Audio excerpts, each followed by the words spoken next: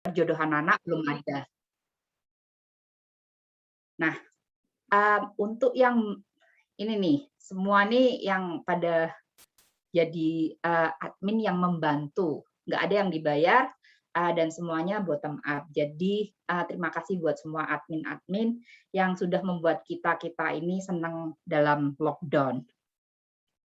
Nah, sebelum kita mulai ya, malam ini kita punya, 2, tamu spesial dari, untuk, malam ini, yaitu Ko Syo Tyongjin. Nanti saya akan panggil Bapak, Tyongjin dan Ibu Juni Tampi. Nah, sebelum kita mulai, tadi kan teman-teman udah dengar ya, ada recording ya. Jadi untuk bagian ini nanti akan di-record, dan bagian yang belakang untuk question answer, kita tidak akan di-record. Nanti kalau recording ini, semua setuju, kita akan masukkan ke YouTube channel, benar nggak, Ko Hani? Iya, kita akan upload ke YouTube-nya channel-nya Indos Groups. Ya. Ya, karena, kita maksimalnya untuk Zoom sayangnya, 100 ya, jadi nggak bisa semua masuk. Jadi kalau misalnya nanti ada yang masuk dan nggak bisa masuk, mereka bisa dapat recording dari recording-nya ini. Nah, saya akan memperkenalkan Ko Tyongjin ini.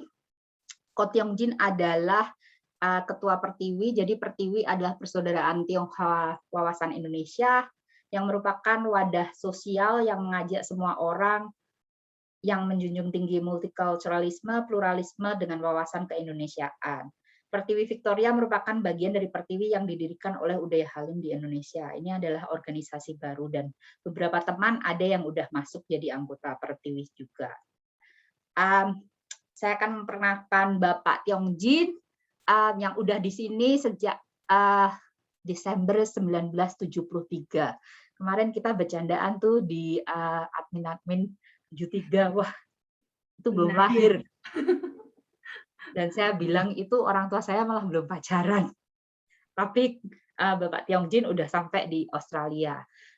Dan kuliahnya di RMIT University 1975 sampai 1981 mengambil Bachelor of Engineering dan Master of Engineering. Selama kuliah benar-benar ada banyak sekali kegiatan.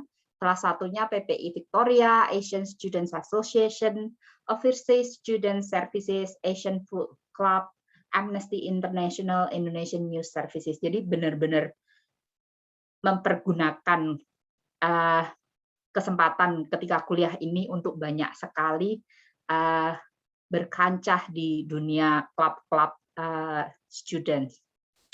Kemudian Bapak Tyongjin bekerja sebagai insinyur satelit, technical manager, dan general manager perusahaan Jepang, NEC, dari 81 sampai 2020. Kemudian menyelesaikan MBA dan menjadi dosen part-time manajemen, menyelesaikan PhD di political science. Bapak Tyongjin juga mengelola bisnis dari tahun 1993 sampai sekarang di bidang technical dan design services, pembangunan konstruksi, dan restoran. Ini restoran lagi nih, jadi nanti kalau lockdown-nya buka, kita semua bisa ke sana. Dan kegiatan yang ditekuni Bapak Tyongjin ada di berbagai bidang, dari profesional itu ada teknik dan project management, pedagang berbagai bidang, teknik, konstruksi, konsultasi, restoran. Jadi intinya kayak Bapak Tyongjin itu apa sih yang nggak bisa? Semuanya bisa. Untuk bidang akademik ada teknik dan manajemen dan juga politik. Selain itu juga seperti halnya menjadi ketua Pertiwi, Bapak Tyongjin ini juga aktif di bidang sosial dan politik. Dan Bapak Tyongjin punya 4 anak dan 4 cucu.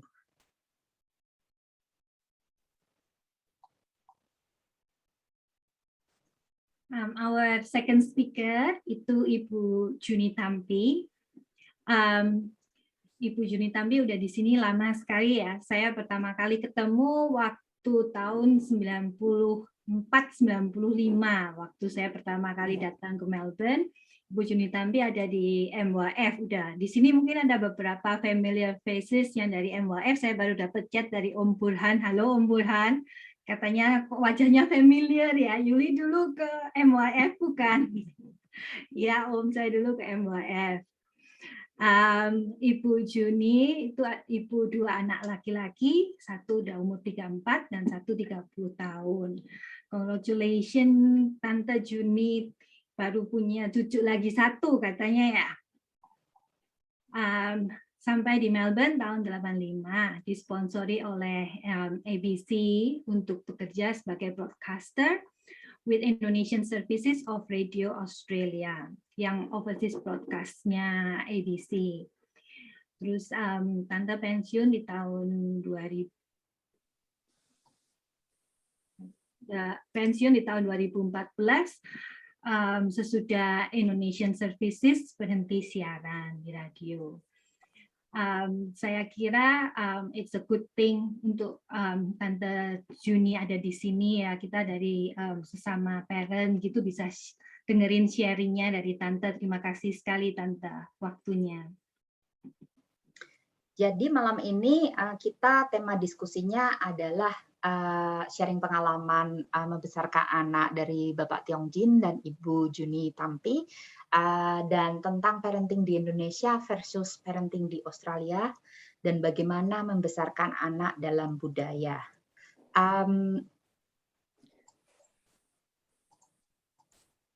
Silahkan Bapak Tiong Jin dan Ibu Tampi, Ibu Juni Tampi. Ini siapa dulu? Tiong Jin dulu ya. Ya, saya dulu mungkin ya, yang lebih muda. Jadi 73 datang itu saya baru umur 1 tahun, jadi nggak usah kaget. Oke, Johanna udah dapat slide-nya ya? Mungkin Johanna aja yang ngatur slide-nya ya. Saya ada masalah teknis ini di sini. Iya, oke. Oh, bentar ya.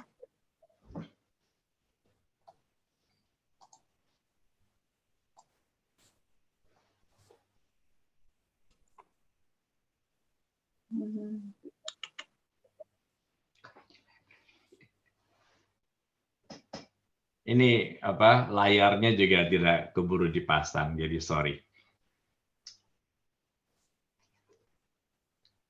Bisa lihat semuanya ya? Bisa. Ya, oke. Pertama-tama terima kasih atas waktunya, terima kasih atas introduction-nya, Johanna. Saya malam ini berbicara dalam kapasitas sebagai formerly part-time father. Dengan pengertian yang mengenal saya punya 4 anak dari 2 perkawinan. Perkawinan pertama 2 itu anak saya, dan di perkawinan kedua saya mempunyai 2 step children yang tentunya semua saya sayangi sebagai anak-anak sendiri juga. Part-time dengan pengertian pada waktu saya sibuk dengan pekerjaan, saya tentunya tidak terlibat dalam pengasuhan sehari-hari dengan baik. Dan kemudian karena sudah bercerai, anak-anak tidak tinggal bersama saya, walaupun saya kerap berhubungan dengan mereka berdua. Kedua, saya berbicara di sini membagi pengalaman saya sebagai pengusaha atau employer. Jadi apa yang kiranya penting untuk diperhatikan oleh orang tua yang sedang membesarkan anak di Australia, karena pada akhirnya salah satu tujuan utama kita adalah membuat anak-anak ini menjadi orang-orang yang bisa bekerja dengan baik dan dihargai oleh perusahaan di mana dia bekerja. Jadi saya akan berbicara sedikit sebagai pengusaha atau employer dari perspektif saya dalam bidang itu. Ketiga, kebetulan seperti tadi yang dikatakan oleh Johanna, saya juga pernah mengajar di bidang teknik dulu sebagai asisten dosen pada waktu saya bikin masters di RMIT, dan juga kebetulan menjadi pengajar dalam bidang manajemen. Jadi lagi-lagi dalam kapasitas itu saya ingin berbagi pandangan untuk para orang tua di Australia, bagaimana pendidikan di Australia itu sebaiknya diterapkan dan mindset kita disesuaikan dengan kebutuhan pendidikan yang ada di Australia. Next, Johanna.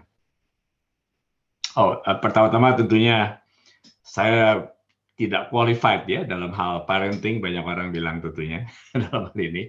Makanya saya ajak teman baik saya, Yuni, untuk turut berpartisipasi dalam acara ini, karena beliau tentunya lebih qualified dalam hal ini.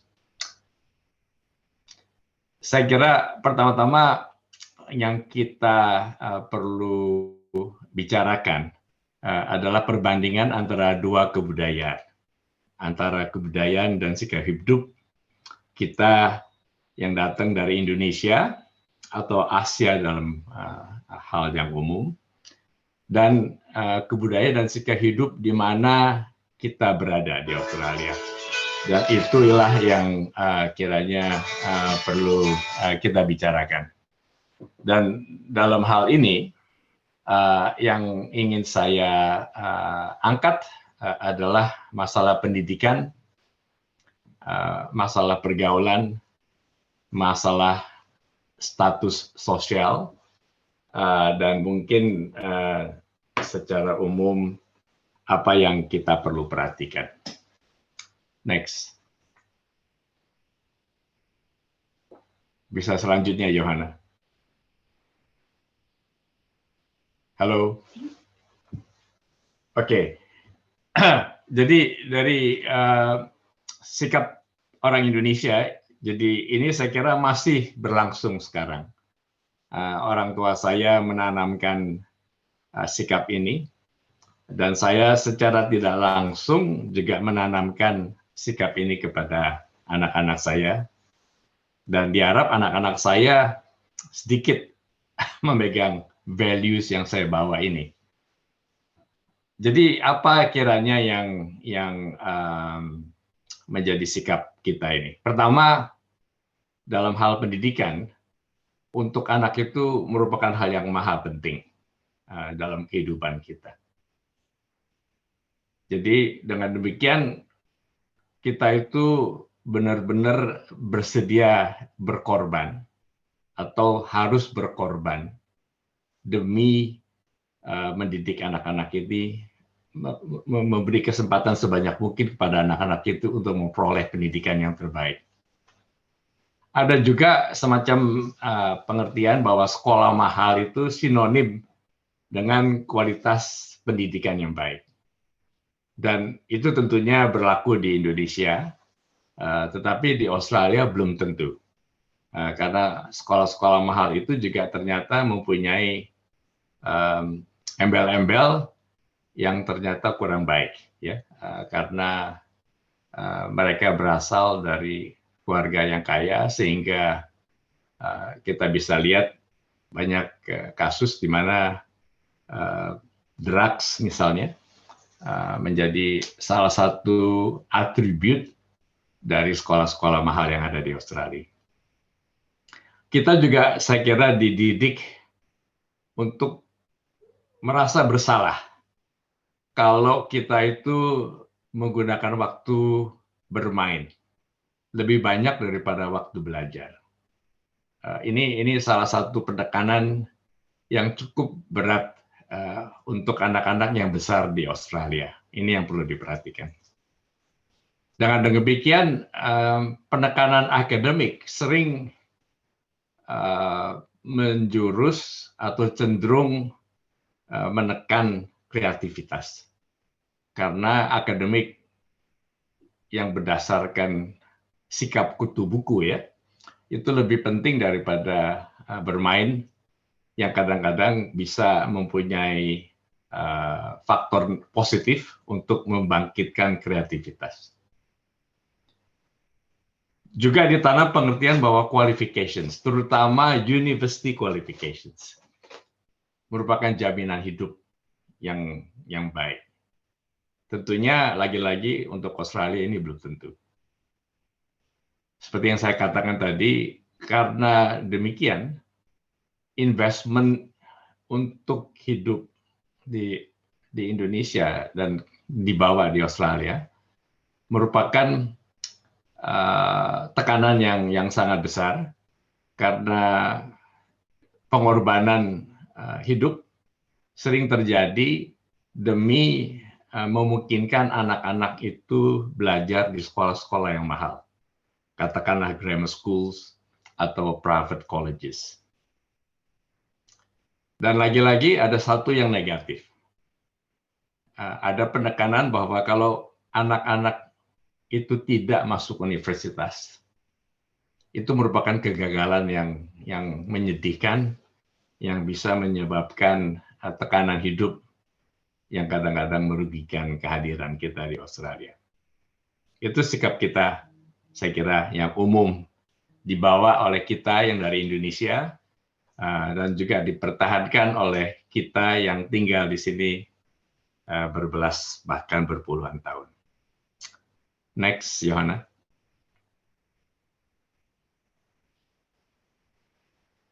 Sedangkan di Australia, yang jelas, yang saya katakan ini by the way adalah stereotip ya, jadi bukan berarti setiap orang akan mempunyai sikap demikian. Tapi saya kira ini merupakan hal yang umum yang kita dapati, baik dari orang-orang yang datang dari Indonesia maupun orang-orang yang ada di Australia. Bagi orang-orang Australia, pendidikan jelas bukan prioritas hidup. Bahkan ada kecenderungan sports, olahraga, dan waktu bermain merupakan hal yang penting untuk anak-anak. Itu ditekankan baik dalam lingkungan sekolah maupun lingkungan di luar sekolah. Saya kira mayoritas penduduk Australia pada umumnya tidak sampai pada Form 11, jadi Year 11 ya, Year 11. SMA 2 di sini ya. Makanya dulu itu pada waktu saya baru datang ada yang dikatakan Living Certificate ya. Jadi dulu itu ada dua. Living Certificate adalah orang yang siap untuk meninggalkan sekolah karena sudah menghabiskan SMA 2. Baru yang meneruskan ke SMA 3, jadi yang ingin meneruskan untuk masuk universitas, masuk ke dalam kelompok yang namanya matriculation. Keberhasilan dalam bidang akademik juga sama sekali bukan ukuran. Karena memang pada kenyataannya banyak yang tidak ke universitas, bahkan tidak masuk ke TAFE pun, bisa memiliki standar hidup yang cukup baik, bahkan terkadang menjadi majikan daripada banyak orang-orang yang belajar di universitas. Dengan demikian, dengan sikap yang demikian ini berarti investasi hidup, investasi untuk pendidikan bukan hal yang penting dalam hidup mereka. Dan yang lebih penting lagi yang saya perhatikan, kreativitas anak-anak itu berkembang secara wajar dan positif. Jadi dari dua belah pihak ini kita bisa lihat ada yang positif, ada yang negatif. Next, Johanna. Dari segi pendidikan, ini yang saya perhatikan sebagai orang tua maupun juga sebagai pengajar. Jelas ada penekanan bahwa pengertian first principle itu diutamakan. Jadi upaya penghafalan itu dikurangi sebanyak mungkin. Banyak orang yang anak-anaknya masih sekolah di primary school mungkin menyadari itu karena anak-anak itu tidak pernah dipaksa untuk menghafal berhitung. Semuanya diajar berdasarkan first principle. Dan prinsip ini, paham pendidikan ini terus berlangsung sampai tingkat universitas. Jadi ini yang merupakan perbedaan utama saya kira antara dua dunia pendidikan ini. Lalu yang penting juga, dan ini mungkin yang sering menimbulkan konflik di dalam keluarga, dan mungkin nanti Yuni akan lebih banyak berbicara mengenai ini, berbicara mengenai konflik sehari-hari yang dihadapi oleh orang-orang tua Indonesia, di mana anak-anaknya besar di Australia, adalah kemampuan untuk berargumentasi itu dibina sejak kecil. Ada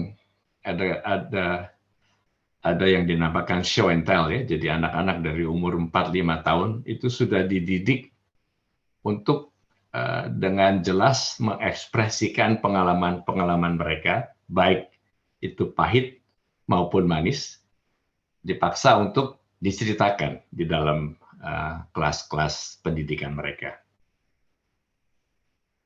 Misalnya dalam dunia akademi, mulai SMP, SMA di sini mulai year 8 sampai year 12, berbagai eksperimen sains, kimia, fisika, dan lain-lainnya, itu harus dijelaskan secara ekspresif, secara deskriptif.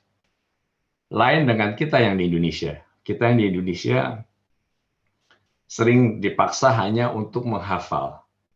Saya ingat saya itu di SMA dipaksa untuk menghafal logbook ya.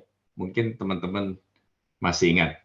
Kalau ulangan atau ujian, logbook itu harus dihafal, tidak boleh dibawa ke dalam ruang ulangan atau ruang ujian. Sehingga sampai di sini saya bisa dikatakan murid yang paling cepat dalam menyelesaikan ujian-ujian matematika di sini. Bukan karena saya pintar, bukan karena saya mengerti apa yang saya kerjakan, tetapi karena saya dilatih untuk menghafal. Dan itu sangat berbeda di sini. Satu hal lagi yang paling menonjol, anak-anak dari muda dari kecil sampai tingkat universitas, itu dibimbing, didorong untuk menantang, untuk challenge ya. Apapun yang mereka baca, dan dipaksa kalau memberi laporan atau essay, atau tulisan, atau report ya, dipaksa untuk membandingkan berbagai macam pendapat. Dan ini saya kira yang sangat penting untuk diperhatikan. Inilah dasar pendidikan yang berkembang di Australia. Satu hal lagi yang penting adalah banyak sekali basis pendidikan ini bersandar atas research dan bentuk project.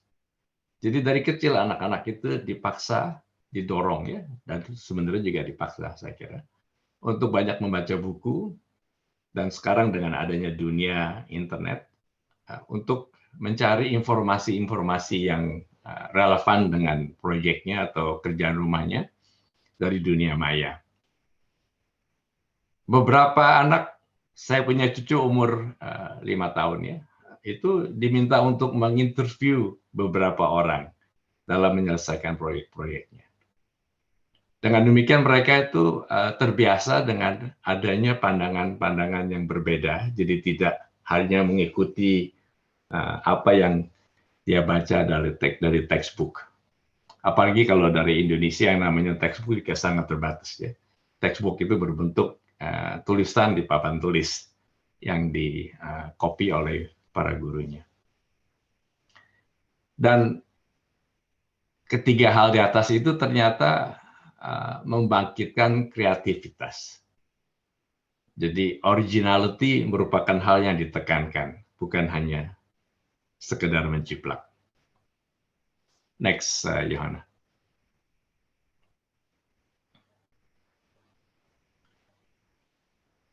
Dalam hal status sosial, lagi-lagi ada konflik.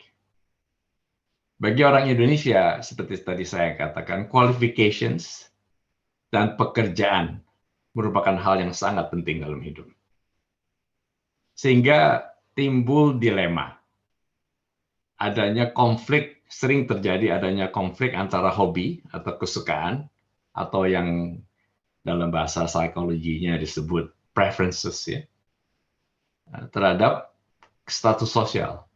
Jadi kadang-kadang orang dipaksa untuk melakukan hal-hal yang mereka tidak senangi sebenarnya, hanya demi memenuhi harapan, expectation orang tua yang dibawa dari Indonesia. Dan ini saya kira perlu diperhatikan. Saya kira cukup banyak teman-teman di sini yang pernah merasakan itu. Bahwa saya menyelesaikan Masters of Accounting misalnya, Masters of Commerce, itu hanya memenuhi tuntutan orang tua. Padahal sebenarnya kalau disuruh pilih, dia mungkin lebih senang untuk bikin kue atau melukis, begitu ya, atau menjadi fotografer.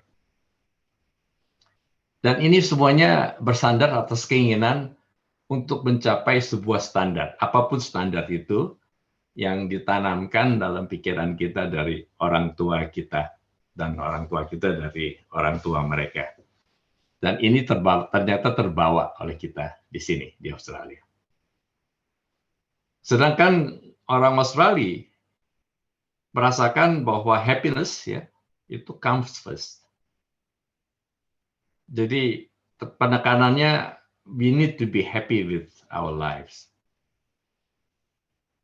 Kalau bisa, walaupun kerjaan tidak begitu baik statusnya, penghasilan tidak begitu baik, tapi kita bisa pergi mancing setiap weekend.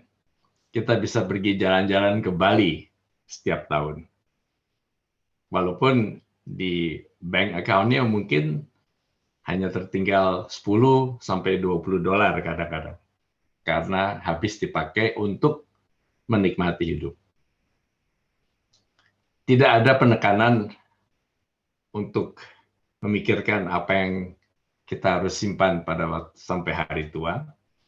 Apalagi tidak ada lagi keinginan untuk memikirkan taraf hidup anak-anaknya di kemudian hari.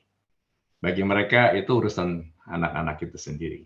Ini sebenarnya yang menyebabkan kita bisa lihat bagaimana anak-anak Australia itu yang sudah menjadi pemuda dan pekerja kemudian juga tidak mempedulikan kehadiran orang tuanya di sekelilingnya, sehingga banyak kita lihat orang-orang tua itu dimasukkan ke dalam rumah-rumah orang tua. Itu mungkin keburukan yang perlu kita cegah ya. Diharap anak-anak kita tidak nanti menendang kita begitu saja kalau kita perlu bantuan.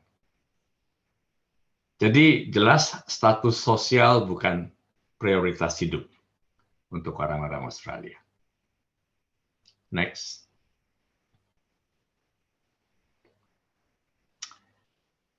Dalam hal pergaulan juga merupakan salah satu yang sering menimbulkan konflik. Sikap kita, orang Indonesia, cenderung memaksa kehendak orang tua, kehendak kita. Yang namanya demokrasi dalam keluarga itu saya kira tidak ada. Kita juga dibina, dibesarkan oleh orang tua kita hanya untuk bilang ya. Dan kalaupun menggerutunya itu tidak terang-terangan di hadapan orang tua. Ini yang merupakan saya kira penekanan dari kebudayaan Asia, di mana kita harus hormat kepada orang tua, hormat kepada orang yang lebih tua, dan mempunyai values ya yang sangat erat berkaitan dengan kebudayaan Asia atau kebudayaan Tionghoa atau kebudayaan Indonesia. Jelas banyak orang tua dari Indonesia, termasuk saya sebenarnya, sangat protektif. Pergaulan itu dibatasi supaya anak-anak itu tidak bergaul dengan orang yang kita katakan salah atau tidak benar. Sehingga kadang-kadang pengekangan ini menimbulkan anak-anak itu tumbuh menjadi orang-orang yang tidak, yang saya katakan street smart ya, tidak mampu, tidak resourceful di kemudian hari. Dan nanti Yuni mungkin bisa lebih banyak berbicara mengenai pada waktu remaja, terutama dalam hal pacaran, ya, apa yang dikekang oleh orang-orang dari Indonesia. Yang ekstrim dari orang Australia adalah biasanya mereka jauh lebih demokratis. Kehendak anak itu dihargai, diperhatikan. Apalagi sekarang ya, dengan adanya psikologi yang sudah menjadi pantunan ya, orang-orang yang baru punya anak, di mana anak-anak dari umur 3-4 pun sudah diberi kebebasan untuk menyatakan keinginan mereka, mau makan apa, ya kan, mau pakai baju apa, itu semua ternyata dijadikan semacam standar yang perlu diperhatikan oleh orang-orang tuanya. Tentunya kebudayaan Barat ya, jadi kurangnya rasa hormat terhadap orang yang lebih tua itu menjadi hal yang biasa pula. Memanggil orang dengan nama misalnya, bahkan banyak kalau kita lihat orang-orang itu memanggil orang tuanya dengan namanya saja, tidak dengan dad, mom, dan sebagainya. Tentunya perkataan om dan tante, kakak dan paman dan sebagainya itu sama sekali tidak pernah dipakai. Dan pendidikan yang bebas ini jadi tidak pernah dikekang dengan cara kita, cara Indonesia. Menurut saya cenderung membuat anak itu menjadi lebih street smart. Street smart yang dalam hal dunia pekerjaan nantinya jauh lebih penting karena mereka menjadi sangat resourceful dalam menghadapi berbagai masalah hidup.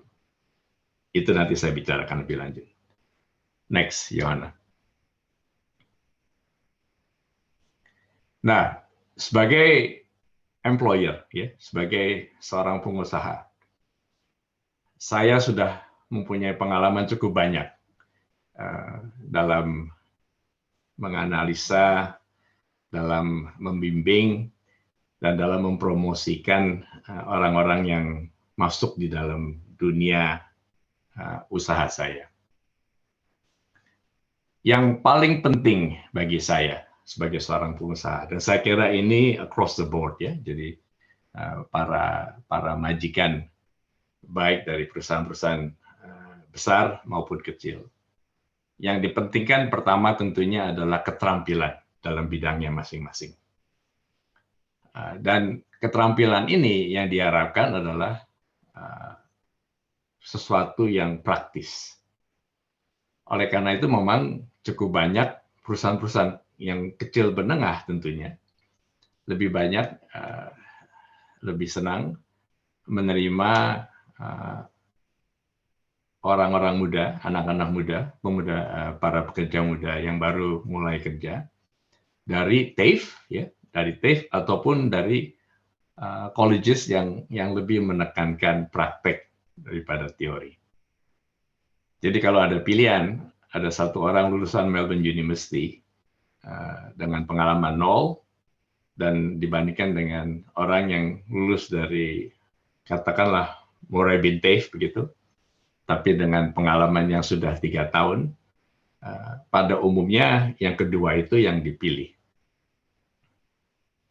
Satu hal yang paling penting bagi perusahaan-perusahaan kecil menengah adalah mempunyai pegawai yang mampu mencari jalan keluar di setiap fase di mana mereka berhadapan dengan problem atau masalah.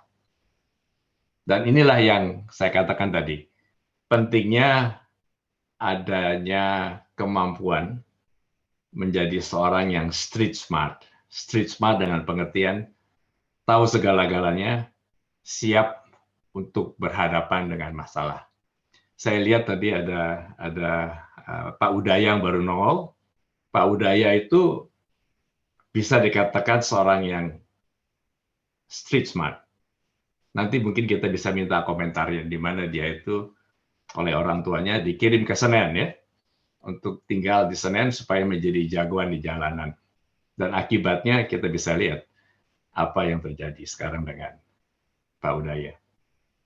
Harus resourceful, itu juga penting.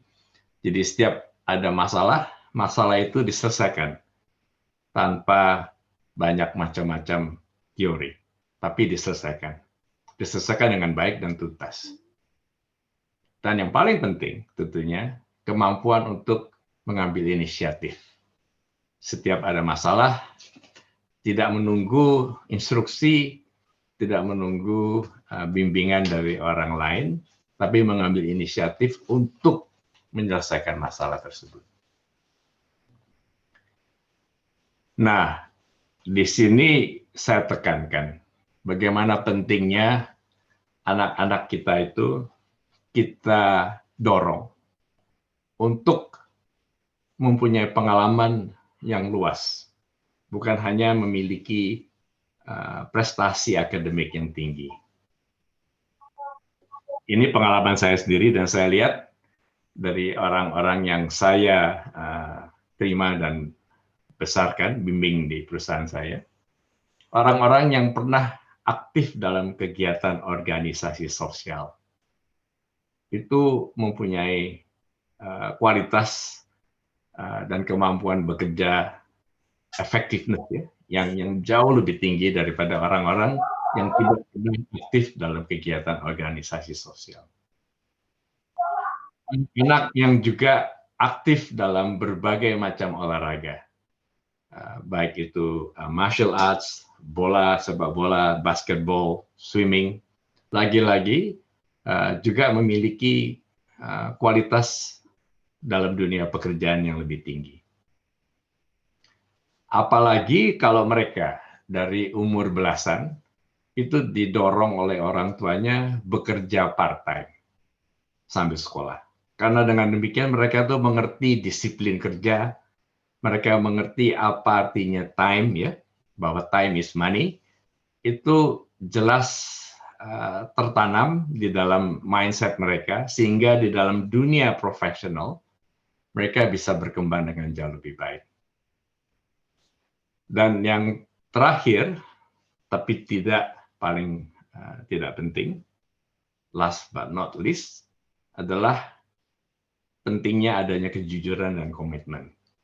Nah, kejujuran itu tentunya berkembang dalam pendidikan keluarga, terutama dalam values yang kita tanamkan pada anak-anak.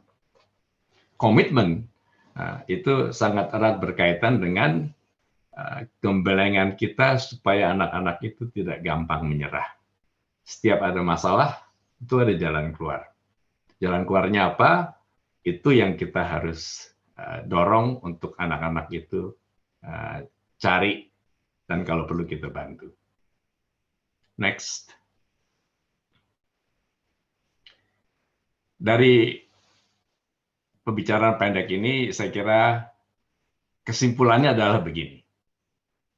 Menurut saya, kedua arus ini, kedua arus Asia, Indonesia, dan Australia, tidak bisa dikatakan yang satu mutlak salah atau yang satu mutlak benar.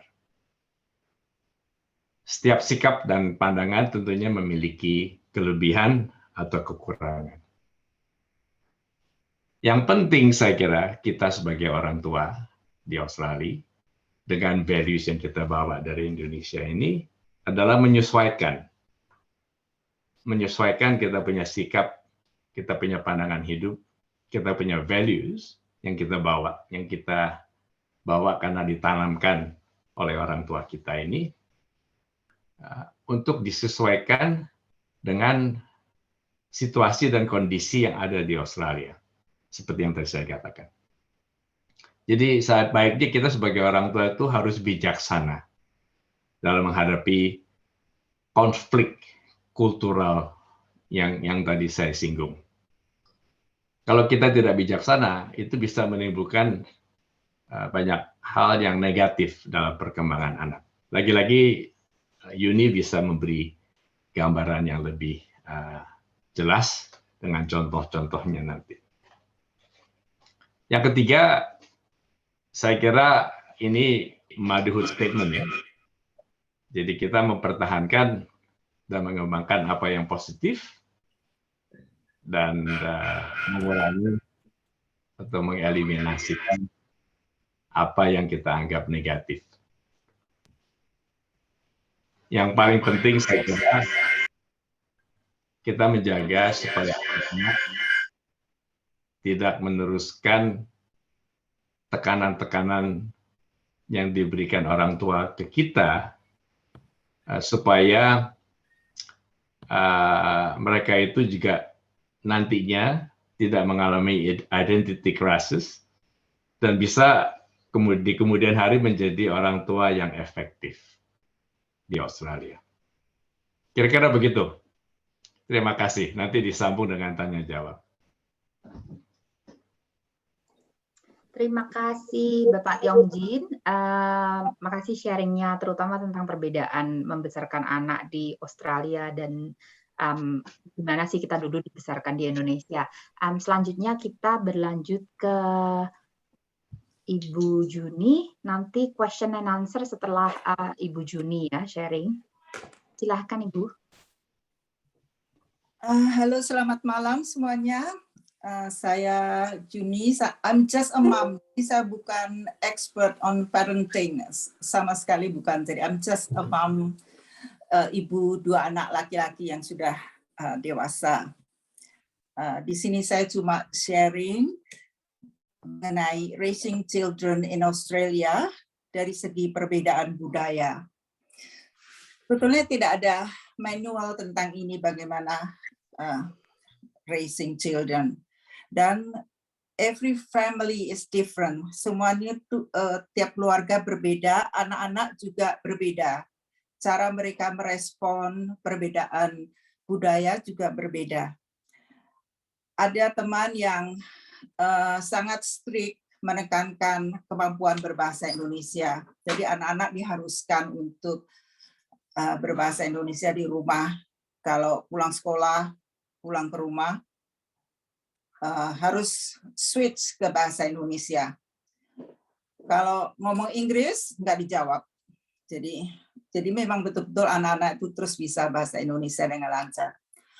Atau justru sebaliknya, ada orang tua yang punya prinsip, I want to raise my children as Australian. Jadi di rumah juga ngomong Inggris. Jadi mau anak-anaknya jadi Australian. Jadi begitulah macam-macam ya. Sedangkan saya sendiri, ini bukan berarti yang terbaik loh ya, ini cuma sharing pengalaman saya. Saya sendiri lebih santai sebetulnya, jadi tidak terlalu memaksa anak untuk berbahasa Indonesia dengan lancar gitu. At least mereka bisa ngerti dan bisa bicara meskipun mix, campur-campur. Jadi saya santai aja, jadi saya biarkan mereka embrace Australian culture naturally, embrace 2 culture naturally. Di sekolah mereka bisa belajar Australian culture, mereka belajar cara Australia, cara berpikir Australia, punya banyak activities di luar sekolah juga, seperti main sport atau ikut Joey Scout, ikut Cubs begitu. Dan di rumah mereka belajar Indonesian culture dari teladan orang tua aja. Dari kita bicara bahasa Indonesia, kita makan makanan Indonesia, jadi semuanya berjalan naturally. Saya nggak pernah menuntut mereka harus 100% lancar berbahasa Indonesia, tapi pokoknya ngerti dan bisa ngomong meskipun campur-campur. Saya pikir tidak ada salahnya bisa ngomong 2 bahasa. Dan kalau bahasa Inggris mereka itu lebih dominan waktu mereka masuk sekolah, ya itu kita harus terima karena mereka memang 100% bahasa Inggris di sekolah. Jadi kita harus terima bahwa kalau sudah sekolah ya bahasa Inggrisnya lebih dominan gitu. Malah saya yang banyak belajar dari anak-anak tentang Australian culture, tentang sistem pendidikan di Australia, tentang cara mereka, tata cara mereka atau cara berpikir mereka. Malah saya jadi banyak belajar mengenai Australian culture. Begitu sharingnya. Tadi lagi-lagi Jin bilang Yuni akan menjelaskan itu tentang teenage years. Padahal saya merasa tidak qualified untuk membahas itu karena saya juga waktu anak-anak teenager saya juga banyak kesulitan, ya memang teenagers itu kan memang masa yang sulit ya. Apalagi dengan perbedaan budaya tambah sulit lagi. Jadi saya merasa nggak qualified untuk membahas itu sebetulnya. Jadi ini cuma sharing aja. Tapi bukan berarti ini yang terbaik, itu cuma pengalaman saya aja. Dan seperti saya katakan tadi, tiap keluarga itu berbeda, tiap anak berbeda merespon. Meski dari satu keluarga, 2 anak itu juga bisa berbeda responnya gitu. Dibesarkan sama-sama dalam satu keluarga, tapi responnya berbeda. Seperti anak saya 2. Saya punya 2 anak. Ketika saya tanya mereka, saya minta feedback dari mereka, gimana mereka cope dengan growing up in 2 cultures, jadi in and out between 2 cultures, itu bagaimana gitu. Ternyata respon mereka tuh berbeda. Anak saya yang besar, dia orangnya sangat easy going. Dia bilang, ya memang confusing katanya, tapi kemudian dia bisa figure it out, bisa oke dan move on. Jadi no problem. Dan menurut dia itu tidak mendatangkan long term impact. Dia move on aja. Dia sekarang sudah lebih inklusif, apalagi Australia zaman sekarang sudah multicultural. Jadi dia comfortable aja gitu. Malah itu merasa cross culture ini malah bagi dia ada benefitnya, merupakan salah satu strength ya, yang membantu dia untuk connect with other people gitu.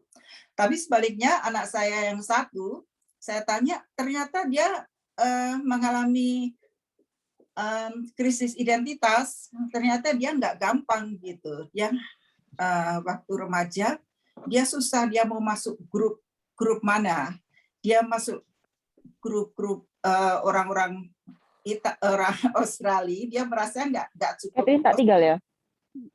Kenapa kamu goyang terus? Tapi untuk masuk orang Asia, dia juga nggak Asia karena dia Australian born. Jadi di sini saya ngajak anak saya supaya dia kasih sharing juga mengenai his struggle gitu dalam 2 culture, supaya mungkin ada gunanya bagi orang tua. Mungkin ada orang tua yang anaknya mengalami begitu juga, jadi sebaiknya harus bagaimana kita gitu. Ini saya perkenalkan anak saya, namanya Carl. Halo semua, nama saya Carl. Maaf ya kalau saya bicara bahasa campur. Probably more English than Indonesian. But to introduce myself, I'm Carl. I'm 30 years old. I was born and raised in Australia, and I really appreciated when Mama saya tanya this question, because it led to quite an interesting discussion, quite a long one as well. So, as my mum has just said, I'm very aware of the challenges that came with being Australian-born Indonesian descent. It was also quite a confusing time.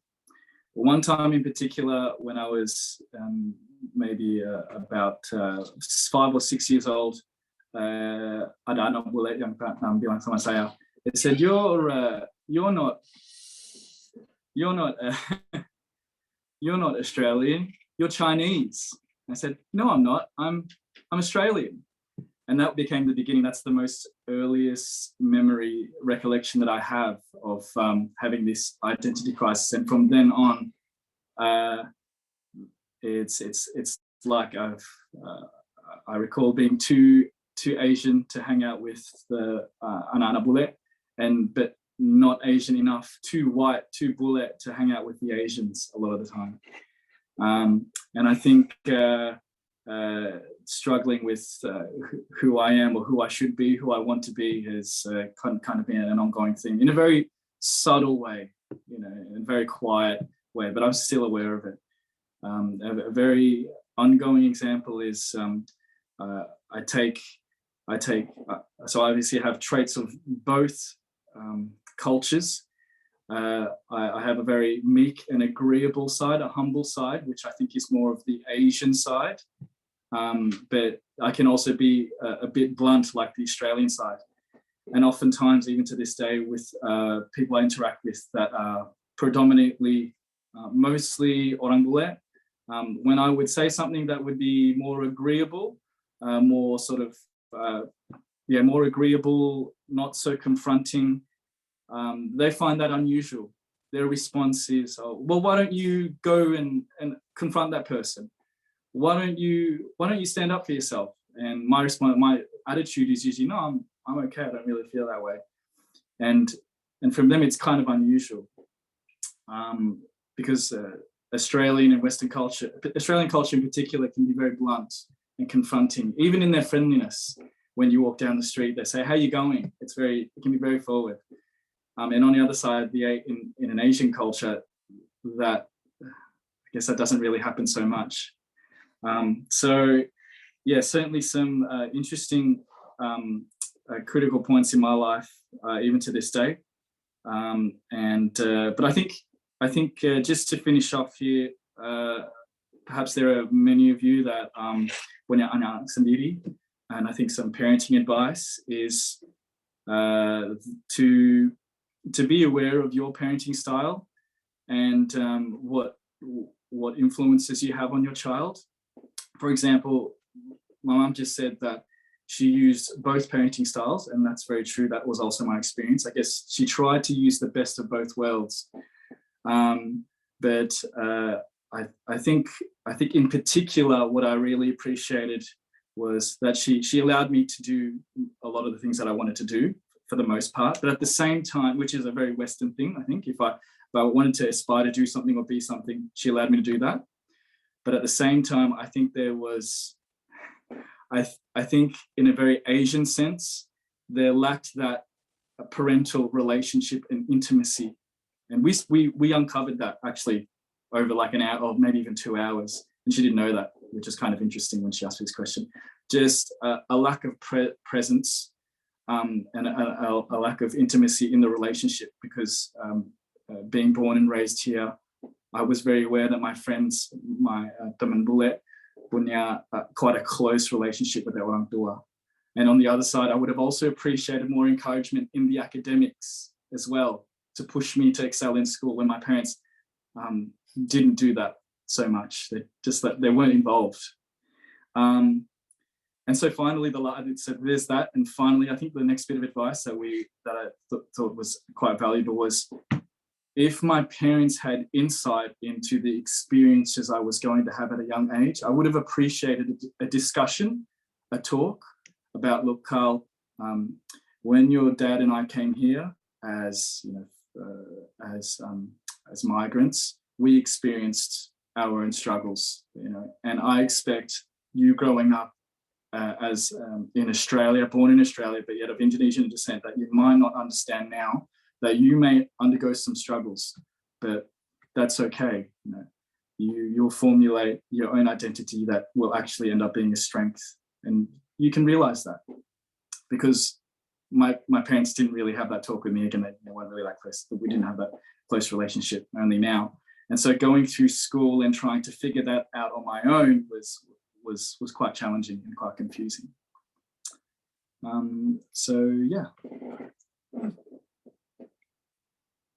Ya, begitulah sharingnya.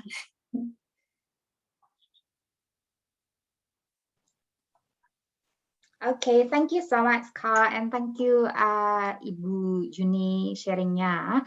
Sebelum kita berlanjut ke question and answer, tadi Bapak Tiongjin bilang Bapak Udaya Halim sudah masuk ya. Kak Udaya bisa sharing tadi yang dikirim orang tuanya ke Senen tuh, kalau bisa sharing sebentar aja 5 menit mungkin, gimana itu orang tua kirim ke Senen berhasil atau enggak, terus gimana Kak Udaya ke sini membesarkan 3 anak ya. Apakah pengiriman ke Senen itu jadi berimpact pada kehidupan Kak Udaya sekarang? Mungkin perlu diperkenalkan juga, salam saja Kak Udaya. Pak Udaya ini Ketua Pertiwi, teman-teman mungkin ada yang belum tahu, jadi Pertiwi ini yang tadi sudah diceritakan di awal oleh Yohana, Pak Udaya udah hampir setahun lebih stranded di Perth, dan besok membuat acara besar sekali di Perth, Pertiwi, Mooncake Festival, ada drama sampai engtainya dan sebagainya. Terima kasih sekali, suatu kehormatan. Sore ini Pak Udaya habis capek-capek latihan macam-macam, menyempatkan diri untuk hadir. Karena sudah hadir, kita todong untuk sharing. Silakan Pak Udaya, terima kasih. Oke, selamat malam semuanya. Waduh, ini tadi Pak Tiongjin pakai bocor-bocorin segala. Mungkin nggak kurang tepat kali kalau diambil sebuah analogi atau contoh. Ya, saya mungkin 5 menit sih kepanjangan yang ngomongnya ya. Oke, saya akan coba share dari pandangan saya tentang raising children. Memang tidak mudah. Kalau tadi Pak Tiongjin bilang latar belakang saya anak nakal dulunya. Okay, dan waktu kecil saya mungkin masuk kategori hyperactive sebetulnya. Tapi orang tua kan zaman dulu mana ada yang tahu kalau anak itu hyperactive. Taunya adalah kalau anak nakal ya dipukulin gitu. Jadi memang saya setuju tadi ketika Pak Tiongjin mengatakan bahwa perlunya anak-anak itu punya sense of crisis. Pengertian sense of crisis di sini bukan berarti dikerjain suruh apa, tapi tadi adalah bagaimana anak ini dilatih untuk bisa mandiri tanpa dia tahu bahwa dia sebenarnya dalam pelatihan. Yang paling mungkin saya boleh, Yohana, ini sulit nih saya, kalau mau masuk ke situ, boleh nggak saya ngomong sedikit lebih panjang, 10 menit ya. Okay. Jadi saya akan bicara tentang pola pendidikan yang paling dasar. Kebetulan saya membangun sekolah yang namanya Princess Creative School juga. Dan saya latar belakang saya sebagai anak nakal di Indonesia, ya. Lalu saya membangun sekolah dan saya perhatikan kenakalan anak-anak. Anak-anak yang nakal itu sebetulnya anak-anak kreatif sebetulnya. Tetapi yang mungkin orang tuanya menanggapinya bahwa oh anak saya nakal gini-gini. Karena mereka terjadi clash of, kalau dibilang identity, pengertiannya adalah bahwa si anak kan dia punya satu naluri sendiri, orang tua mengharapkan sesuatu. Nah, dalam pendidikan menurut saya, anak tuh harus tahu dan diajarkan tentang benar salah, bukan boleh tidak. Nah, ini yang paling terjadi adalah dari pendidikan dasar. Ya, kalau anak di sekolah, kebetulan gurunya tuh yang sweet teacher, maunya anak manis aja, apapun dia lakukan, dia kasih, tapi begitu ada gurunya yang lebih strict, dia katakan, oh kemarin ibu ini baik kok, yang ini kok jahat. Padahal benar atau salahnya itu. Nah, kebiasaan ini akan menjadi juga keseharian mereka, termasuk dalam keluarga. Misalnya, kalau anak kita dibesarkan oleh nenek atau kakeknya, ya, nah itu juga akan terjadi a different approach. Saya bicara dari masih di Indonesia, belum saya bawa ke Australia. Nah, jadi pengertian benar, salah, dan boleh tidak itu harus dari dasar. Lalu kemudian anak itu juga harus diberikan kesempatan berbuat salah. Seringkali parents are over expecting. Parents are demanding. Parents are reflecting themselves when they were a child.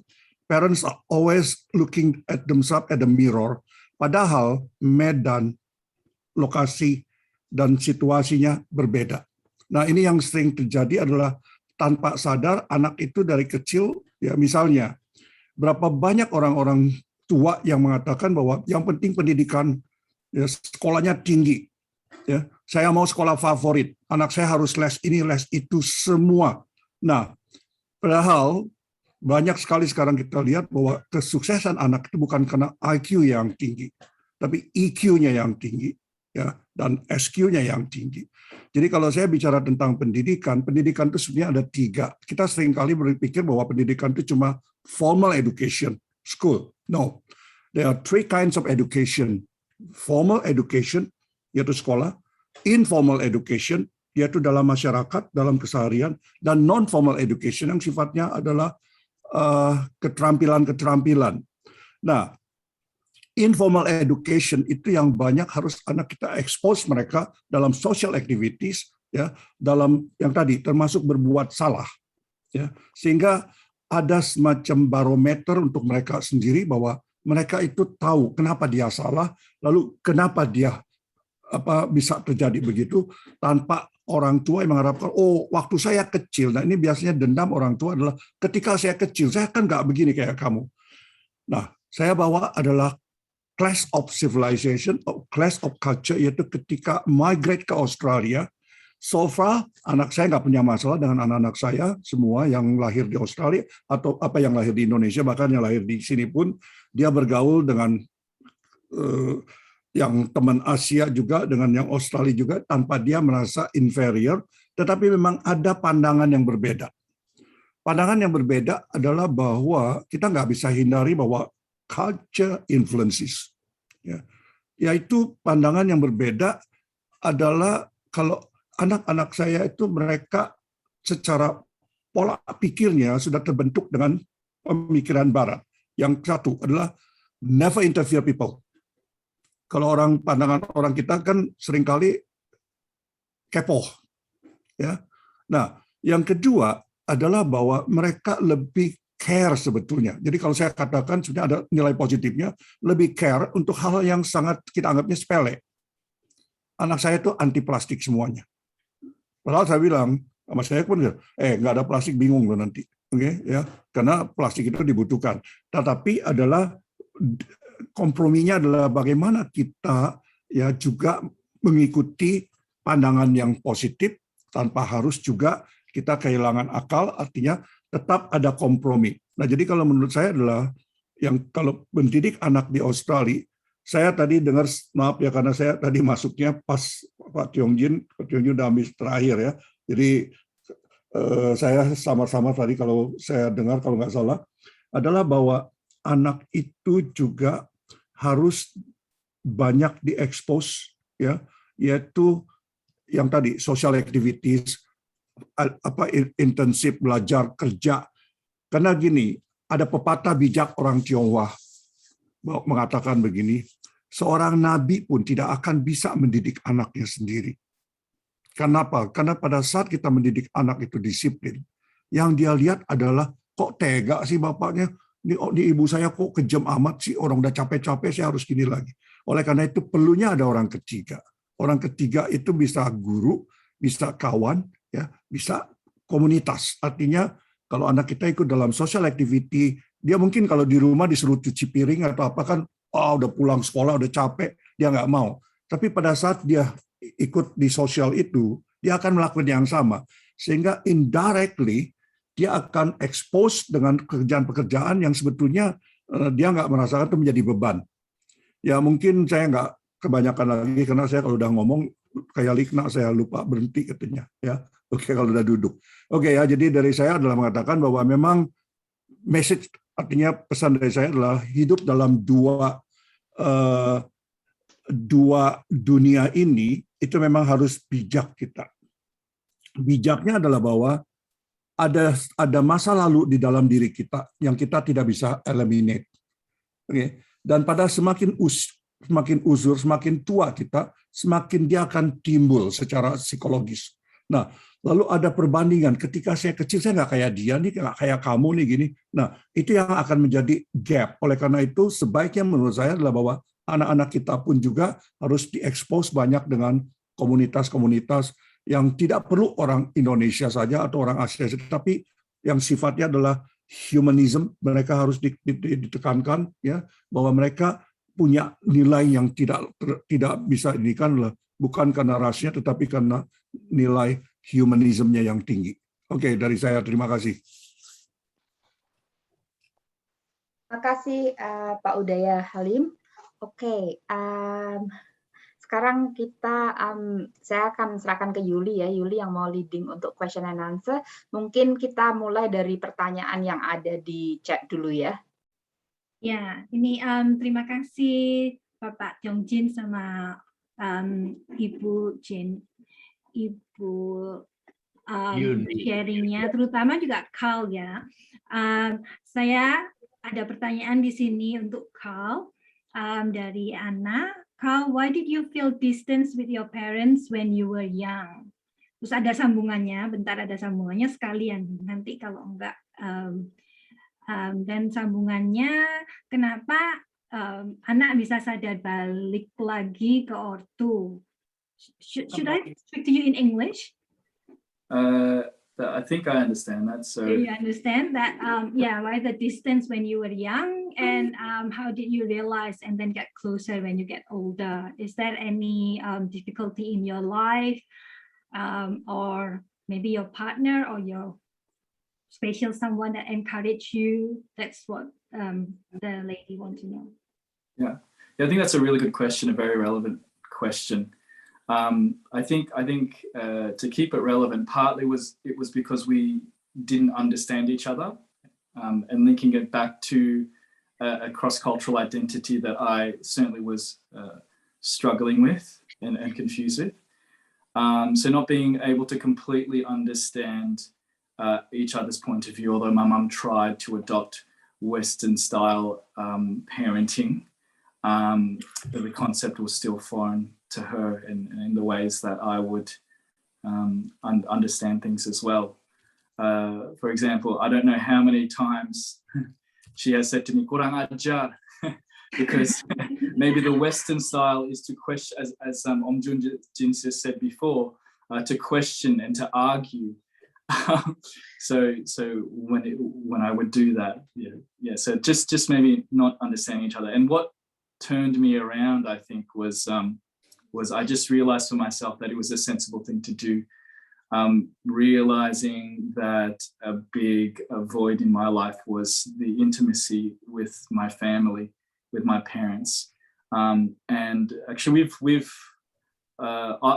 fought hard to build that relationship. And as I said, being from an Asian culture, I know it's mixed perhaps with Indonesians, but particularly from a very conservative Asian Chinese culture, it can be quite cold, which it was somewhat with my parents. But I've worked hard to bring in more of those, what I believe to be better Western values into the way we communicate and the way we interact as well. Thank you very much. There's a next question here for Bapak Udaya Halim. Klarifikasi, nakal maksudnya apa ini? Apakah sama dengan anak-anak yang dikasih predikat rusak? Oke, jadi kata maksudnya yang ganja, bergaulan bebas, atau tawuran?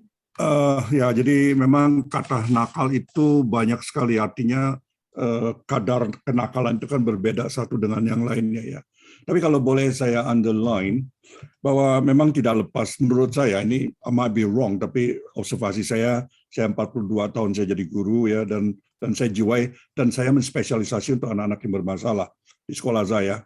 Karena refleksi waktu saya kecil, kata kenakalan di sini biasanya adalah kita orang tua kadang-kadang nggak sadar bahwa tadi Ibu katakan juga memang raising dua anak, sebetulnya yang berbeda adalah karakter ya, oke? Karena toh di rumah yang sama, lingkungan yang sama gitu ya, tapi karakter yang berbeda itu juga bisa menghasilkan hasil output yang berbeda.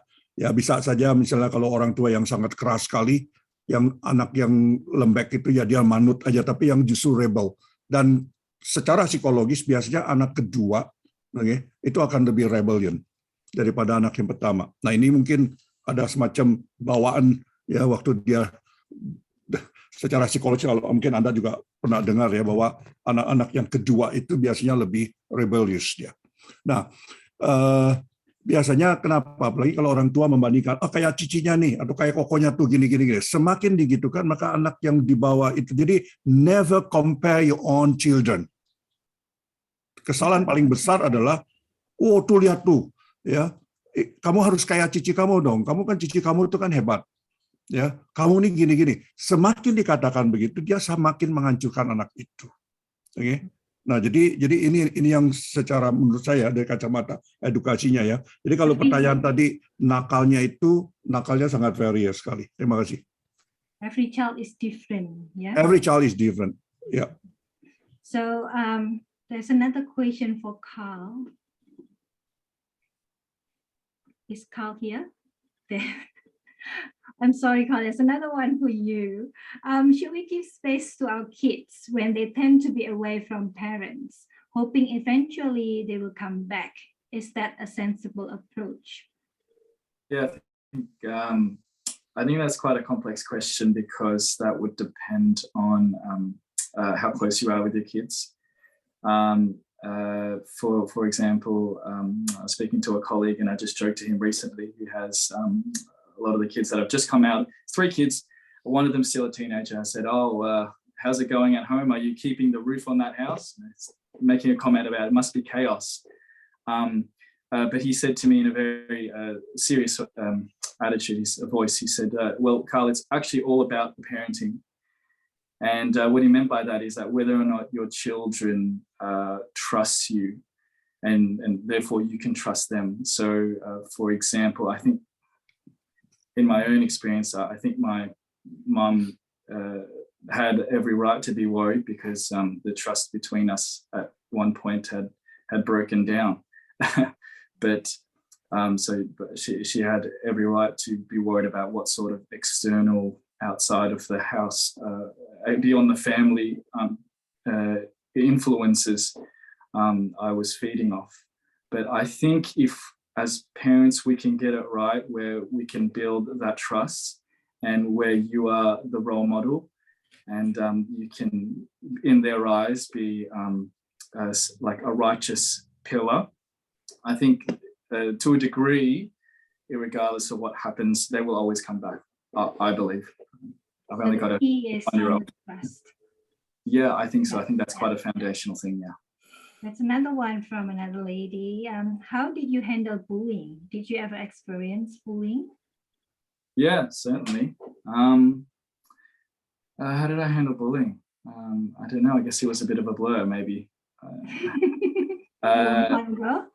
Yeah, I think I just tried to stay away from the bullies. Tried to, in a sense, it taught me how to be resilient, and that it helped me to be. I know everyone's reaction can be different, but it actually helped me to be more insightful to understand why people may act a certain way, and especially later on understanding that certain people do things because of also their own experiences in life that they don't completely understand or aren't completely aware of. Like there's a saying that hurt people hurt others. And so on my own journey, practicing mindfulness and reflectiveness has helped me to build insight on those experiences. Yeah. Thank you very much for your time. That's one question for Bapak Tiong Jin. When we encourage our child to apply for a job and they got a rejection letter, what we should do, what we should say to them. Jadi menurut saya setiap kegagalan, tadi mungkin disinggung juga ya oleh Pak Udaya, kegagalan bahkan mungkin saya ngomong ini ya, ini kata ketua BAO ya, kata ketua Mao Zedong, bahwa kegagalan adalah ibu dari keberhasilan. Ya. Jadi setiap kegagalan itu sebaiknya kita dorong kepada anak-anak kita untuk dijadikan semacam sandaran untuk berhasil di kemudian hari. Dan ukuran mendapatkan pekerjaan yang diinginkan itu jangan dijadikan terlalu penting, saya kira. Karena dalam hidup itu mendapatkan pekerjaan hanya merupakan satu fase dari penghidupan. Jadi kita mesti mengajak anak-anak itu melihat the bigger picture, ya. Jadi masih banyak ribuan pekerjaan yang kosong dan kesempatan untuk mendapat pekerjaan itu lebih banyak. Kadang-kadang malah justru pekerjaan yang kita tidak dapat itu merupakan jalan keluar yang baik untuk kita mendapat pekerjaan yang lebih cocok. Contohnya saya sendiri. Jadi pada waktu saya ingin sekali masuk ke dalam yang namanya Telekom Research ya. Di sini dulu Telstra itu namanya Telekom. Telekom itu yang paling tinggi standarnya adalah Telekom Research. Jadi kalau orang ingin bekerja di dalam bidang research, masuk ke Telekom Research itu merupakan satu hal yang penting. Nah, saya ingin masuk ke situ gagal, sudah masuk ke interview yang terakhir tapi kalah dengan orang lain. Saya merasa untung tidak masuk ke sana karena ternyata beberapa orang yang menginterview saya pada akhirnya bekerja di bawah saya di perusahaan Jepang. Ya, jadi dalam hal itu menandakan bahwa kegagalan saya masuk ke sana ternyata membawa saya ke arah yang lebih menguntungkan saya punya karir. Look at the bigger picture. Terima kasih. Ini sebetulnya udah overtime. Kalau masih belum bosen, masih ada pertanyaan di sini. So, mau lanjut sebentar? Maybe atau mungkin kalau ada orang tua yang mau sharing juga boleh juga. Kan ini lebih bagus kalau sifatnya dialog. Dialog gitu. Silakan. Ya. Saya kalau boleh ngomong sedikit saja ya, tambahan sedikit. Yang penting saya kira sebagai orang-orang yang besar di Indonesia, penekanan tentang prestasi akademik itu jangan terlalu ditekankan, karena itu bisa menimbulkan yang kurang membangun untuk anak-anak. Jadi seperti tadi yang dikatakan, lebih baik kita mendorong mereka untuk menjadi orang-orang yang lebih resourceful, lebih street smart ya, daripada sekedar mencapai tingkat akademik. Ya. Jangan book smart aja ya. Jangan kutub buku aja ya. Buku aja. Both. Ini satu lagi pertanyaan untuk Bapak Udaya Halim. Bagaimana pendapat Bapak tentang anak yang mau living together dengan pacarnya sebelum menikah? Karena kita sebagai orang Indonesia, idealnya mereka harus menikah dulu sebelum living together. Ya, nah ini salah satu permasalahan, bukan masalah kalau menurut saya adalah sebuah cross culture yang harus kita sudah siap. Begitu kita menginjak tanah Australia, kita sudah siap bahwa kemungkinan ini akan terjadi. There's nothing wrong dengan anak-anak kita kalau mereka living together. Saya boleh pick up tadi, Carl, thank you. Ada dua kata yang menurut saya ini perlu dimiliki oleh setiap orang tua. Trust. Oke, trust and role model. Jadi mutual trust ini penting juga. Kita nggak bisa hindari kalau anak kita, mereka perempuan, lalu kemudian pacaran, ya, karena memang kultur Australia kan di sini beda. Lalu kalau kita paksakan yang di Indonesia, tetap dia akan mengatakan, bye-bye mom and dad. I'm 18, I'm a free person. Nah, hal seperti gini kita tidak bisa hindari. Tetapi dengan mutual trust, ya tentu saja tidak datang begitu saja ya. Jadi exposure to the basic of our culture itu penting. Karena seringkali orang tua, maaf ya, investment dari tadi pertanyaan-pertanyaan kalau anak bisa narkoba atau apa, tidak lebih banyak juga adalah investment dari kita sendiri sebagai orang tua. They don't feel home, they only feel they are in the house. Home feeling ini harus diberikan pada anak kita.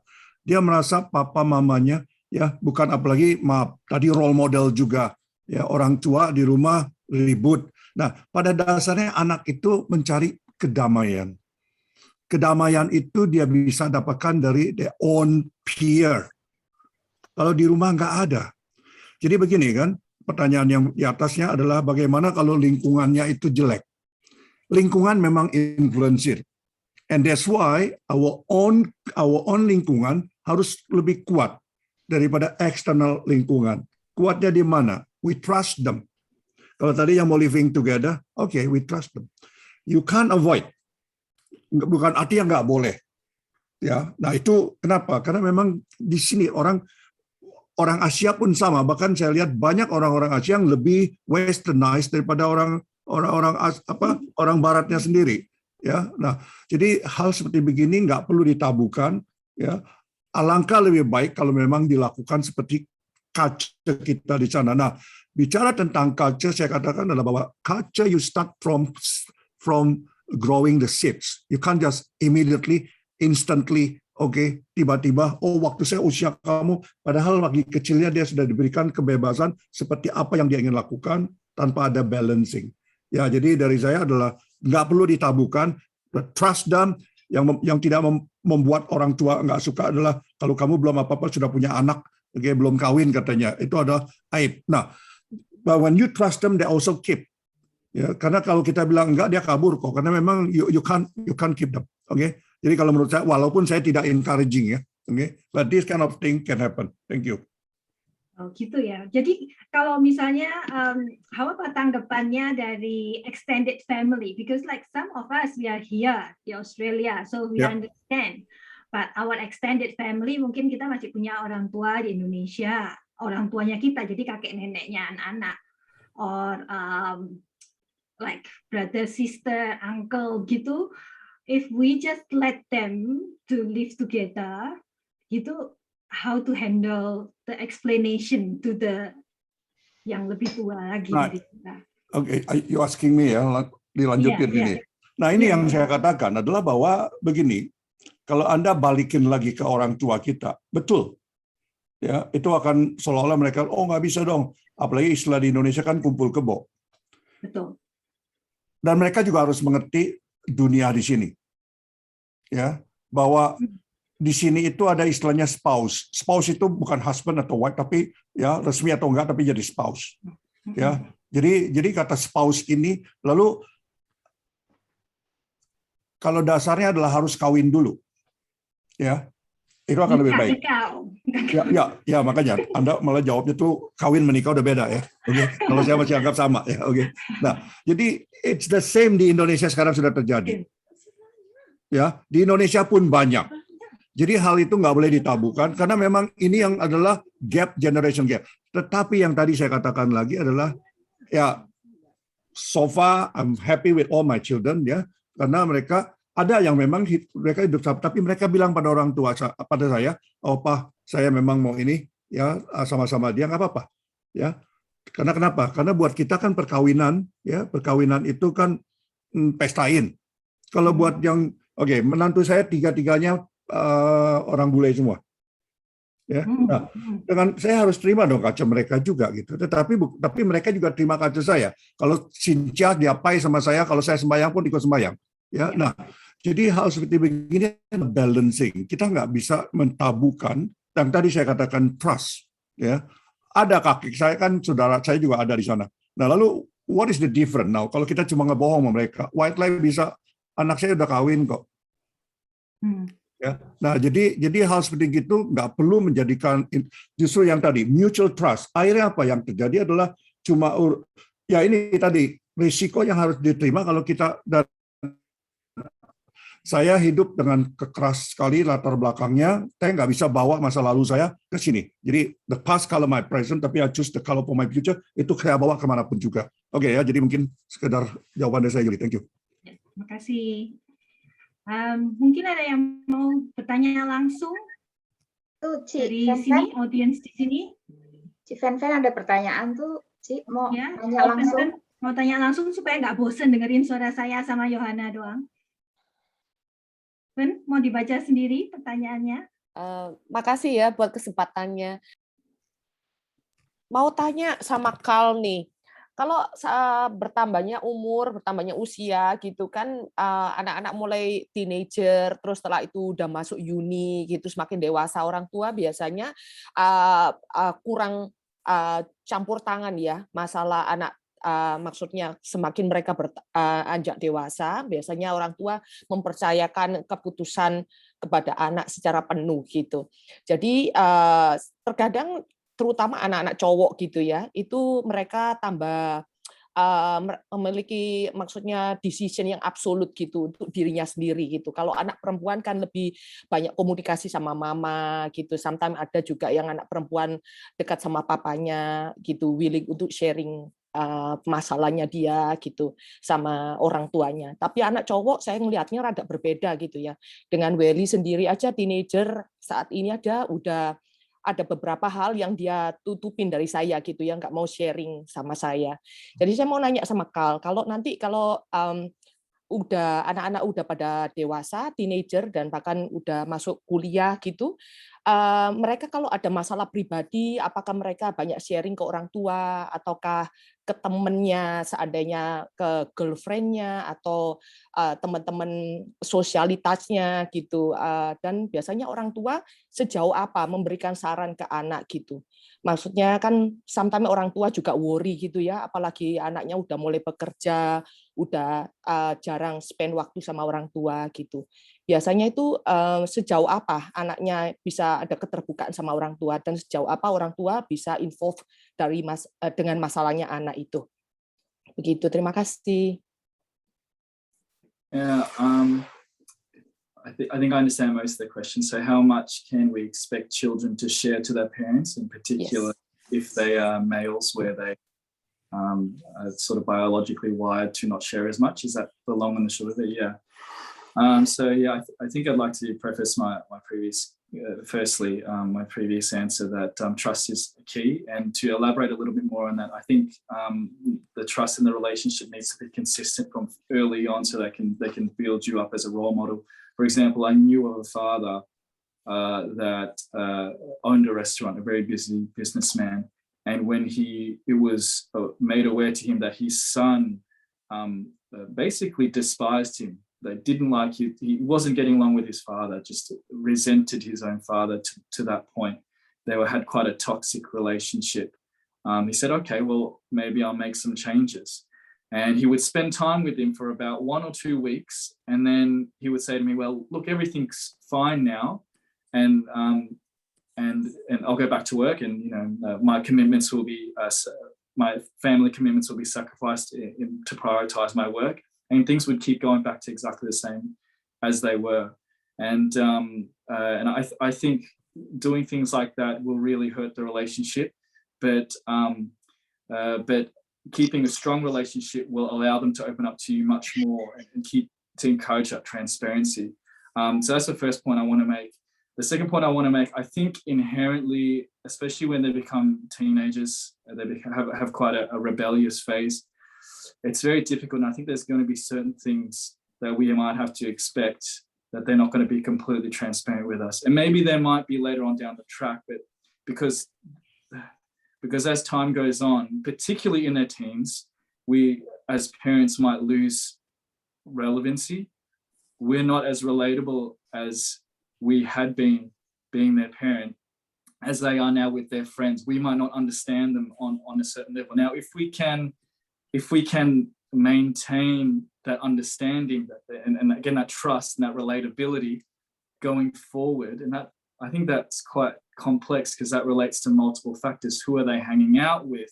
What sort of culture are they exposed to? What sort of parenting style do you have? That depends heavily on that. But if we can maintain that as we're relatable, we're trustworthy, they can feel a certain loyalty to you, that they can come to you with any issue without feeling judged or reprimanded or punished, even if it's very difficult. I think we can get a lot more transparency. We can maximize and optimize that transparency than if we didn't. And I guess the last thing I'll say is that just encouraging that communication. On the other side, as I said before, with my parents, it was very difficult for them to communicate, and I actually, the opposite way, I actually championed and wanted to bring out more of that open communication where I could feel like I could talk to them a bit more. So setting that standard and having direct discussions of what a family could normally be like saying things like, it should be normal for us as a family to speak over dinner and discuss what we did today. I have an interesting story. Just continuing to hammer that in, and that consistency, and that took years and years. I hope that answers your question. Yes, it is, Carl. Thank you so much for your response. Thank you. Thank you. Ada yang mau tanya lagi?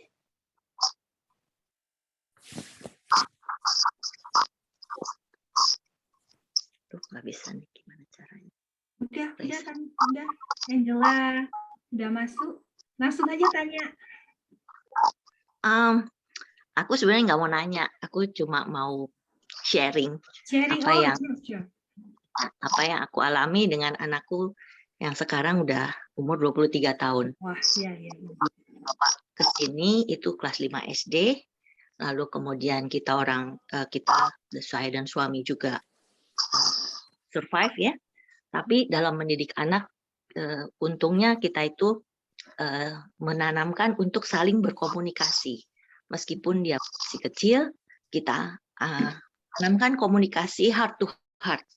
Dalam arti kita mengapresiasi dia sebagai subjek, dan kita juga menghargai pendapatnya, sehingga tercipta kebiasaan untuk saling berkomunikasi.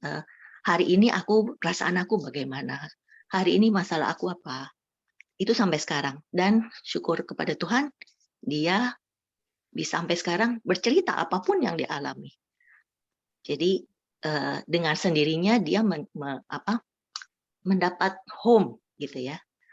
Saya percaya kalau misalkan di rumah kita komunikasi lancar dengan anak kecil atau anak besar atau orang tua, itu akan beres gitu ya. Nggak perlu even masalah menikah di luar sebelum seks sebelum married gitu, kita bicarakan dari rumah, dan kita menghargai pendapat dia juga menghargai pendapat kita. Dia melihat ada perbedaan di mana dan dia ambil sesuatu yang baik untuk hidupnya.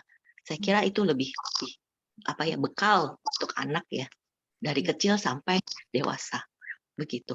Dan jangan lupa juga, menurut saya spiritual itu penting, value gitu ya. Di masa dia kecil sampai dengan dia teenager, apalagi karena teenager itu kan mereka juga lagi cari gitu ya, mereka punya gitu loh.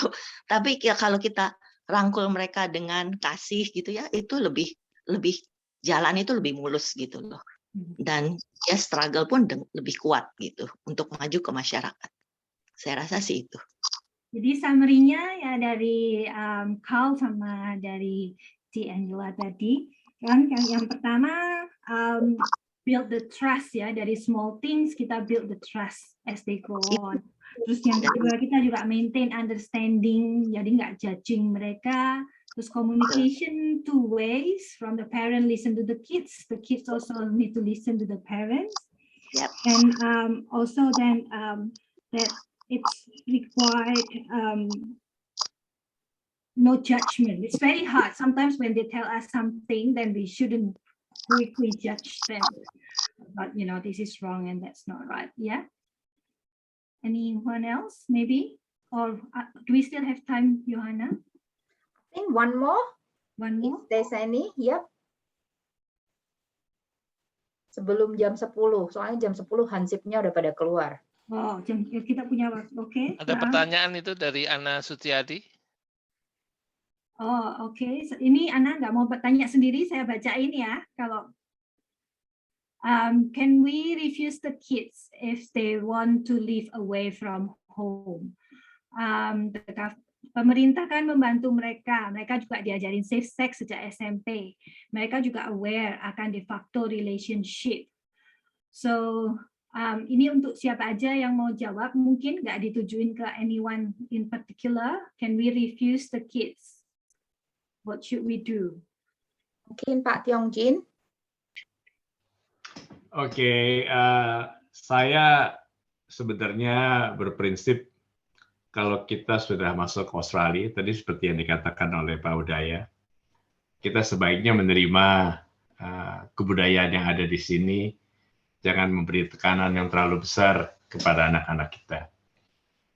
Karena pada akhirnya kalau kita memberi tekanan yang tidak bisa diterima oleh mereka, mereka akan loncat keluar ya dari negara kita, sehingga kita yang rugi dan anak-anak itu yang rugi. Jadi kalau memang alasan untuk keluar itu masuk di akal, dan pada umumnya saya mendorong itu karena anak-anak itu kalau tinggal sama kita, apalagi kalau sudah lebih dari umur 18 tahun, biasanya bisa berkembang menjadi orang yang sangat manja. Dan itu tidak positif di dalam kehidupan mereka di kemudian hari. Kalau selama mereka itu keluar dan keluarnya itu masuk di akal, misalnya mau lebih dekat dengan universitas, lebih dekat dengan kerjaan part-time-nya, dan tinggal dalam lingkungan yang kita lihat baik, menurut saya dibiarkan saja. Dibiarkan saja. Tidak perlu dicegah. Apalagi dipaksa untuk tidak keluar hanya karena melulu memenuhi standar atau sikap hidup yang kita bawa dari Indonesia. Ya. Terima kasih.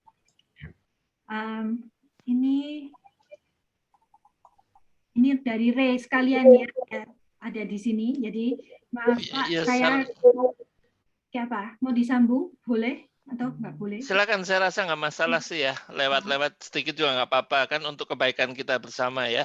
Jadi waktunya yang bayar harisan kok nggak apa-apa. Nggak apa-apa ya. Saya kalau boleh tambah satu lagi, betul kita ke Australia harus mampu menerima kebudayaan di sini sebagai salah satu konsekuensi. Tapi apakah itu juga dengan anak yang dia nyatakan pilihannya sebagai LGBT? Apakah kita juga perlu ikutin culture di sini? Kalau ini untuk saya, atau kalau saya bilangnya begitu, lagi-lagi itu bukan hanya culture Australia Indonesia ya. Saya kira itu lebih dari itu.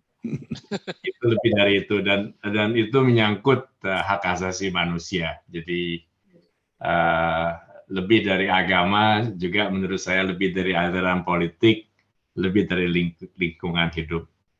Jadi kalau memang itu merupakan dasar dari hak asasi manusia, di mana manusia itu harus bisa memiliki kebebasan dalam memilih sikap dan cara hidupnya, saya kira kita tidak bisa menentang. Kalau kita menentang, pada akhirnya yang rugi kita sendiri. Itu menurut saya.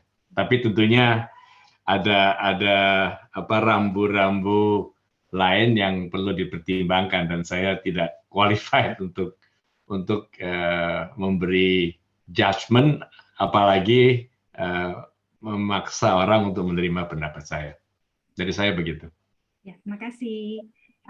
Satu lagi ini ada yang DM saya untuk Pak Udaya Halim. Om, apakah kalau anak berteman dengan anak-anak nakal, kita biarkan anak itu solve problemnya sendiri?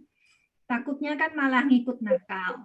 Tapi kita juga nggak mau anak-anak jadi nerd juga, nggak tahu ini atau itu.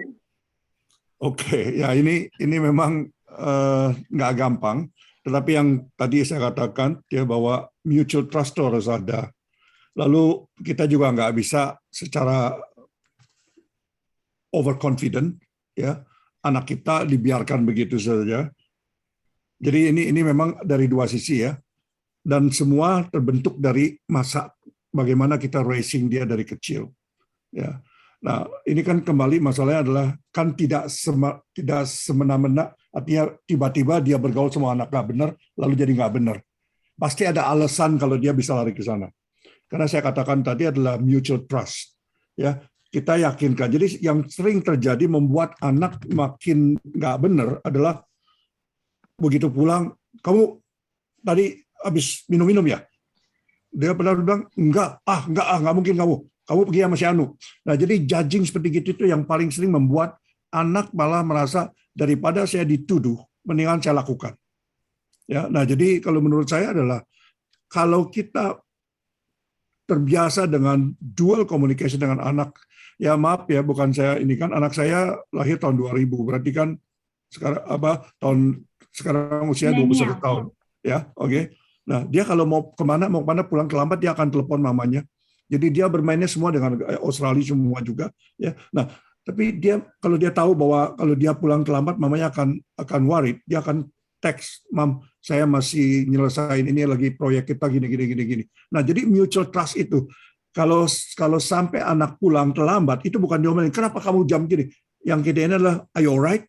Nah, itu juga penting, dan itu yang saya katakan adalah bahwa we have to trust them. Ya, bahkan kalau satu saat mereka membuat kesalahan, kita nggak bisa menyerang dia juga, tetapi dengan pendekatan, dan saya yakin dengan begitu, anak juga akan melihat, ya anak temennya nggak benar, dia akan ini.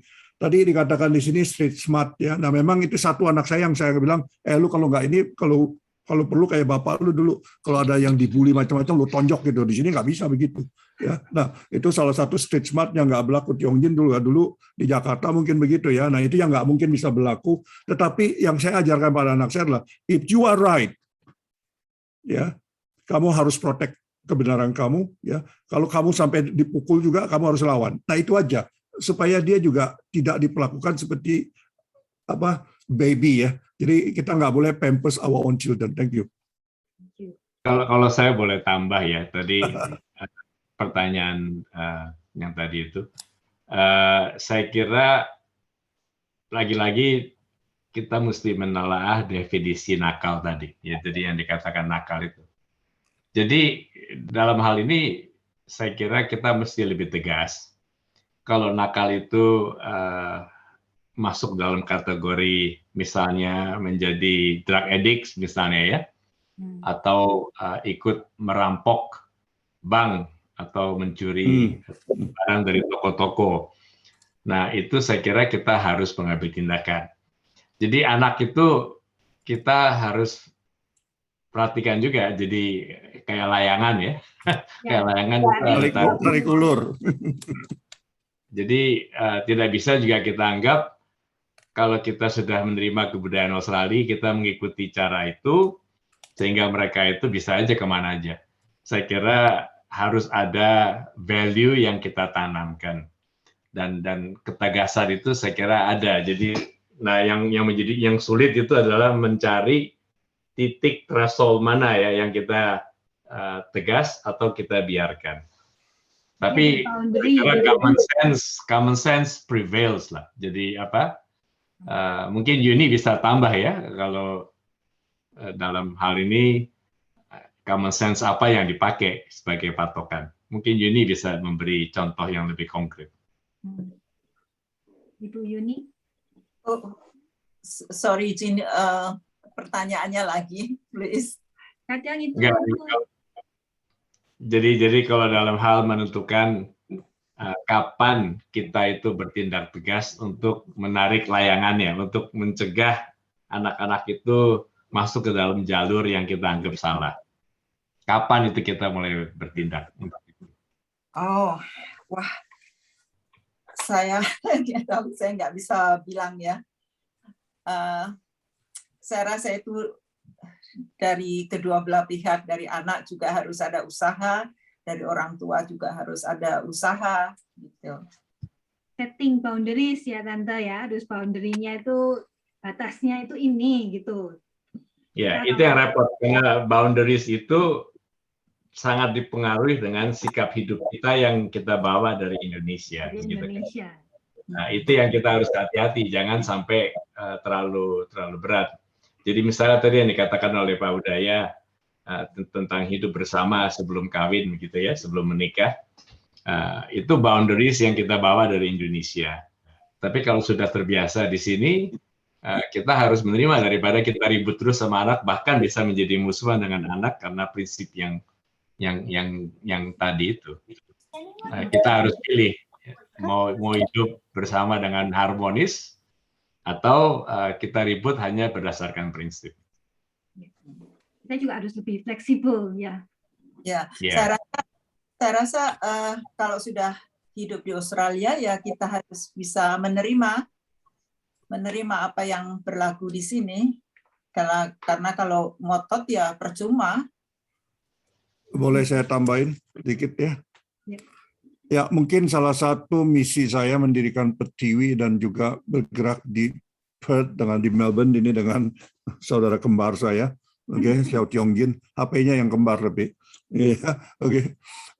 Yaitu adalah bahwa kita kegiatan kultural kita ini juga akan bridging pada anak-anak kita ini kan nggak pernah tahu terekspos dengan culture ya, yang jadi sedangkan orang tua punya ekspektasi dia seperti waktu orang tua masih kecil di sana. Tidak ada di sini yang menjadi sarana ya. Nah oleh karena itu mungkin kegiatan kita di Pertiwi yang memperkenalkan budaya dan anak-anak juga bisa ikut, itu setidak-tidaknya bridging. Artinya the more they know the culture, the more they will respect. Karena kan permasalahannya tiba-tiba, oh nggak bisa. Saya boleh kasih satu contoh. Ketika di rumah saya, pagi-pagi kedatangan teman saya, dia nangis. Laki-laki. Saya bilang, kenapa kamu nangis? Gua diusir sama anak gua. Loh. Saya bilang, tapi saya nggak surprise. Saya bilang, inilah the price yang kamu tanamkan. Sebelumnya itu dia selamanya mengatakan, when we are in Rome, be like a Roman. Indeed, yes. Tadi kita ngomong juga dengan Pak Tiongjin ya. Tetapi ada barrier di situ yang berhubungan dengan culture.